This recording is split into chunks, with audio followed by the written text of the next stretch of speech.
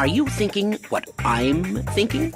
Yo, what's up guys, Dota Academy here, and today we're joined by Ariel and we're going to be discussing the top 10 buffs of patch 7.06. Now this ranges from just the general patch notes, like I had the video on that, link will be in the description, but also a couple of heroes as well, and we'll just give our thoughts on it.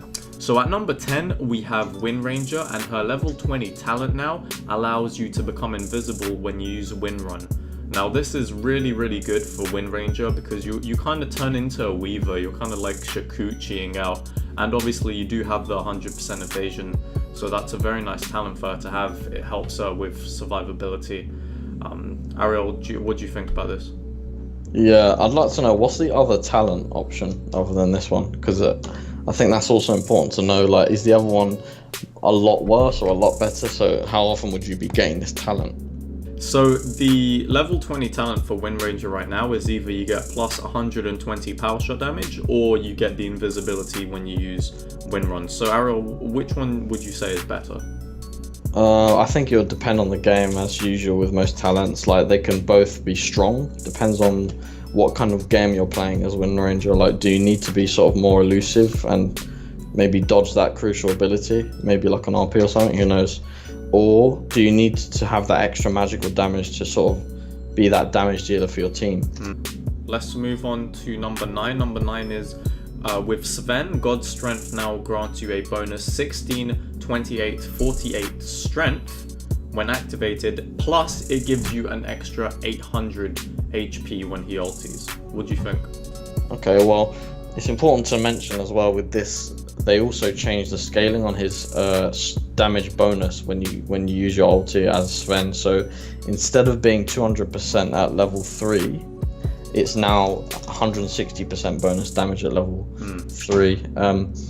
But at the same time, you need to understand that it's also the bonus damage you get depends only on your base strength, not any damage from, say, Daedalus or MKB. No like what's that called? Just added damage, I suppose. Yeah. So it's not like, I don't know the exact numbers, but it looks like just a buff really, because whereas before it was just you get damage. Before it was damage, but now it's like you're getting the HP, 800 HP, and the strength. Like, the strength gives you damage and HP. So really, you're getting more than 800 HP, and you're getting bonus damage, and you still get the 160% damage on top of that.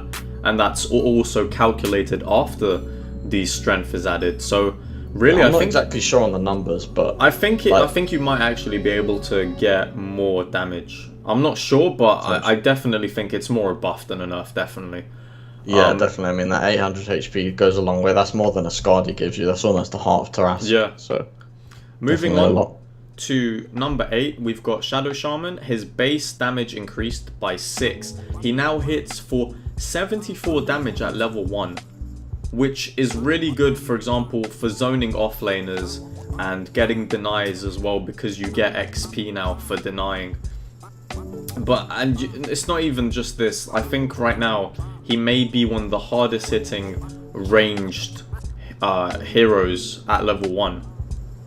Yeah, I think this is an important change. Before he was kind of like a bit weak, you know, he's kind of level dependent, which is not what you want in a support. You want them to be useful from the get-go. So now with that bonus extra 6 damage, you've got like a really hard hitting support that can zone out the offlaner. Added on to maybe a level 1 ether shock, you can do some serious damage and just zone them out really, whereas you couldn't do that as effectively before. Yeah, I think that's one of the major buffs actually in this patch so far. So moving on to number 7, Razor. Now his Eye of the Storm prioritizes on hitting units that are linked with static link. So basically it means that Razor can target his ultimate, like, because before, you know, if you're fighting and you're near creep wave or jungle, use your ult, but it's like you're not really doing damage primarily on the heroes themselves. But now it's going to try and target hero static link, and it can hard counter many heroes now, like Slark, for example. If you're able to get static link on Slark, like take his damage and be able to you know, get your ult doing all sorts of damage. Taking his armor, taking stripping his health away. Yeah, pretty much just makes Razor stronger in crowds of creeps, so he doesn't have to worry so much about his damage being diluted over those creeps, really. Yeah.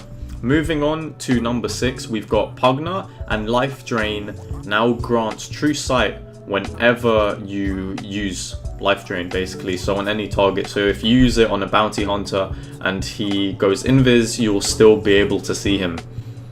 What do you think of that? This is a really nice, just straight up buff to Pugna, just make him stronger against these invisible heroes, who often will be looking to hunt him down. You know, maybe Ricky late game will definitely be able to take down a Pugna, but now he's sort of got some sort of, he can fight back to an extent.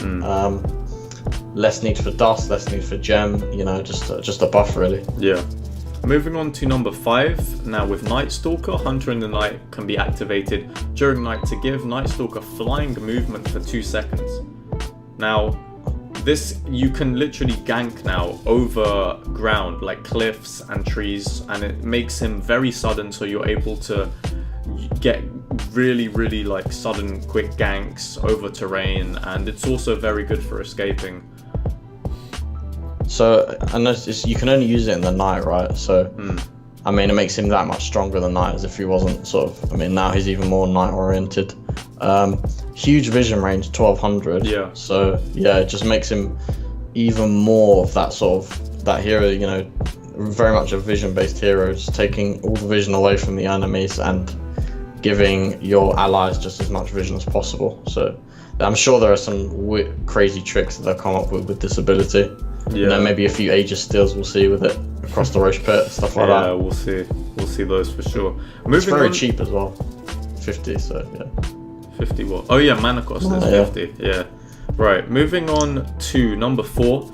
Now, with Kunkka, his ghost ship will always crash where you target it. Remember before, so when you used to click it before, if you clicked it right next to you, it would go miles in the direction in front of you. Yeah, it was set to be, it would always go 1,000 units ahead of your character in the direction that your character was facing. So yeah, this is a lot better. It makes it a lot easier to pull off nice ghost ship combos. Moving on to number 3, Desolator is no longer a unique attack modifier.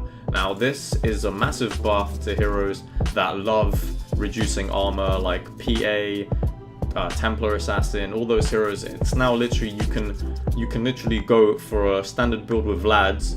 You could get maybe a value morbid mask into a satanic now, just because like it won't cancel out the unique attack modifiers. Yeah, satanic obviously really valuable on a hero like PA who would love that sort of second chance. They seem to just be getting rid of unique attack modifiers. An example in this patch, they removed Sand King's Caustic Finale. Used to be a UAM, but it's not anymore. So I think they're just removing it. It just kind of complicates things unnecessarily. So it's good to see this sort of simplifying. Moving on to number 2 with the neutrals. The neutrals now spawn every minute instead of every 2 minutes, like how it was before patch 7.0. And Ariel, as a support player, do you want to explain the implications? This is probably the biggest one. I overlooked this one when I initially read the list, but yeah, this is huge. Makes pulling and stacking a lot, you know, a lot easier, really. You do get the 20% less XP in gold, but at the end of the day, you're getting double the amount of creeps. You know, in a 2-minute time frame, you're getting double the amount of creeps than you used to. So overall, it's more farm, which I think is needed. It's a bit too slow, I think, at least compared to last patch. And I think it was fine how it was before, you know.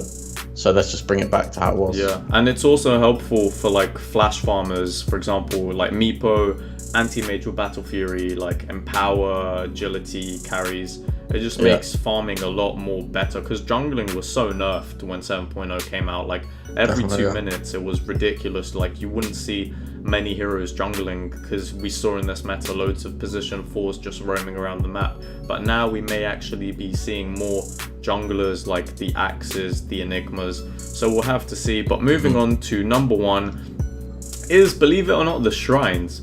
Now this is a very controversial one. It's because the Shrines, as most of you may know now, that they start off on cooldown for 5 minutes. So you can't use any Shrines for 5 minutes. However, this is considered a buff for the lane dominating heroes, especially at mid lane. For example, your Vipers or your Razors. For example, I'm sure you're going to be feeling the effects of this one playing mid most of the time yourself. Nah, because I win mid, doesn't matter who I'm playing against. Okay, but the way it works is like, for example, if you're playing a Viper who's one of the best laners in the game, right? It's like if you're doing badly against him, before you could just go to the shrine, heal up and come back in the lane. Now it's not as easy as that because you have to wait. So it means if you're losing your lane, it's going to be bad unless you get some help real quick. So, you know, for those heroes that are able to dominate their lane, especially for mid lane, like it's going to be very, very good for them. They might be able to either snowball like past the laning stage if they get a really good start.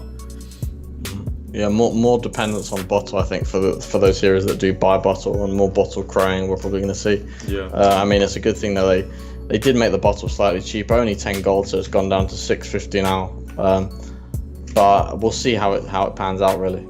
Yeah, but that is it, guys, today from Ariel and myself on the top 10 buffs in patch 7.06. If you like this video and want to see more, please hit that like button and subscribe to the channel. Leave a comment on what your favorite buff this patch is, and thank you for watching. We'll see you in the next one.